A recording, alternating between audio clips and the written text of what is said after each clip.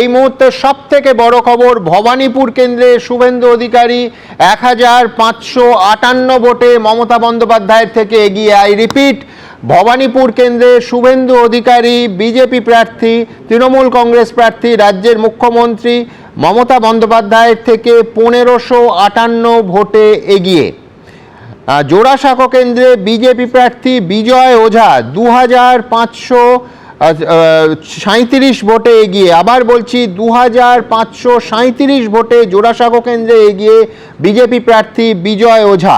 তাপস রায় মানিকতলা কেন্দ্রে এগিয়ে 436 ভোটে। মানিকতলা কেন্দ্রে তাপস রায় 436 ভোটে এগিয়ে বিজেপি প্রার্থী। তবে এই মুহূর্তে সব থেকে বড় খবর, ভবানীপুর কেন্দ্রে 1558 ভোটে শুভেন্দু অধিকারী এগিয়ে মমতা বন্দ্যোপাধ্যায়ের থেকে। কৃষাণু, দেখুন, আমি তো বলবো এটা ইনিশিয়াল ট্রেন্ড আছে ফার্স্ট রাউন্ডে বা শুরুর দিকে হলো, কিন্তু এক রাউন্ডের পরেও মুখ্যমন্ত্রী পিছিয়ে বিরোধী দলনেতা এগিয়ে, এটা তো খুব সিগনিফিকেন্ট হতে পারে। কোনো পার্টিকুলার জোনে উনি এগিয়ে আছেন, পিছিয়ে আছেন। এই এত আর্লি তো আমরা তো 24-এও দেখেছি, 21-এও দেখেছি, তো সুতরাং এত আর্লি না, আরেকটু বেলাটা গড়াক, 12টার পর থেকে আমরা বেলাটা গড়াক। বেলাঘাটা কেন্দ্রে কুণাল ঘোষ পিছিয়ে ছিলেন, 10,000 ভোটে এগিয়ে গেছেন। তৃণমূল কংগ্রেস প্রার্থী কুণাল ঘোষ বেলেঘাটা কেন্দ্রে 10,000 ভোটে এগিয়ে গেছেন। হ্যাঁ, যেটা কৃষাণু বলেছেন আমি একদম একমত।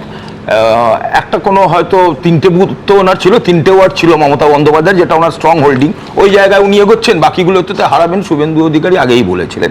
যেরকম কুণাল ঘোষ বলছেন, হতে পারে এটা হয়তো রাজাবাজার বেল্টের এখন কাউন্টিং হয়েছে বলে হঠাৎ করে বেরিয়ে গেছে, উচ্ছ্বসিত হওয়ার ব্যাপার নেই। তবে এই নির্বাচন যারা এই মুহূর্তে স্ক্রিনের সামনে এসছেন, আমি আবার শ্রমিকদের কাছে যাব, কিন্তু তাদের জানিয়ে রাখি যে দেখুন, সব থেকে ছোট কেন্দ্র জনসংখ্যার বিচারে সেখানে অন্তত 10 রাউন্ড হয়।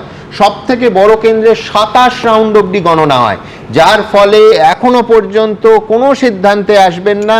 এখনো ফিগার এদিক ওদিক করছে, সেটাই স্বাভাবিক। এখনো পর্যন্ত লার্জার পিকচারটা বিজেপি এগিয়ে থাকার নিরিখে 104টে কেন্দ্রে এগিয়ে, এবং তৃণমূল কংগ্রেস 91টা কেন্দ্রে এগিয়ে, বাম ফ্রন্ট একটা কেন্দ্রে, কংগ্রেস একটা কেন্দ্রে, অন্যান্যরা হুমায়ুন কবির একটা কেন্দ্রে এগিয়ে। আমি একেবারে স্পষ্ট করে বলতে চাই যে এই রাজনৈতিক ছবিটাও কিন্তু 69-এর পরে কোনোদিন পশ্চিমবঙ্গ দেখেনি।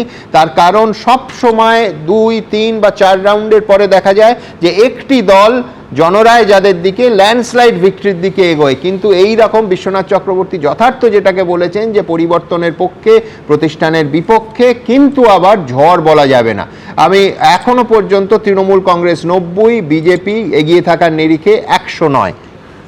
যেটা বলছিলাম সুমন, যে আপনি পশ্চিমবঙ্গের পরিপ্রেক্ষিতে বলছিলেন এরকম অনেকদিন বাদে হচ্ছে, ভারতের রাজনীতির প্রেক্ষিতে এই প্রথম হতে চলেছে একবার মুখ্যমন্ত্রী এবং পরবর্তীকালে বিরোধী দলনেত্রী হিসাবে একজন কম্পার্টমেন্টাল ক্যান্ডিডেট যাবে। এটা হতে চলেছে, এটা একদম বাস্তব। এবং এক্ষুনি আপনারা যেটা বলছেন, আমি বরাবর আপনাদের মতামতকে, আপনাদের অভিজ্ঞতাকে গুরুত্ব দিই। It's too early two comment on কি হবে না হবে। আমার মনে হয় এই যে গ্যাপটা এখনো পর্যন্ত মনে হচ্ছে খুব হাড্ডাহাড্ডি, মানে খুব কাটে কাটাক্কার, হয়তো তা না। এটা যত সময় যাবে এই ডিফারেন্সটা বাড়বে।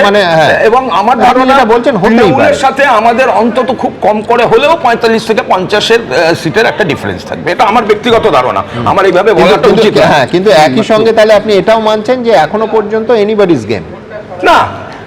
আমি বলছি যদি এতটা ফ্যাক্টুয়েট হওয়া সম্ভব হয়, আমি আপনাদের পক্ষেই সম্ভব হয়, একদম আপনাকে কনফিউজ করব না। আমি এখনো পর্যন্ত মানছি শ্রমিকদা যেটা বলেছেন, আমরা অ্যাবসলিউট মেজরিটি পাবো। এই অ্যাবসলিউট মেজরিটিটা 160 হবে না 190 হবে জানি না।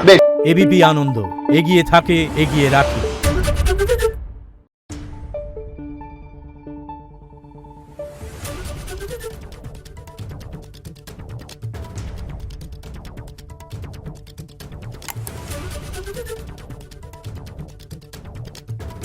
Thank you.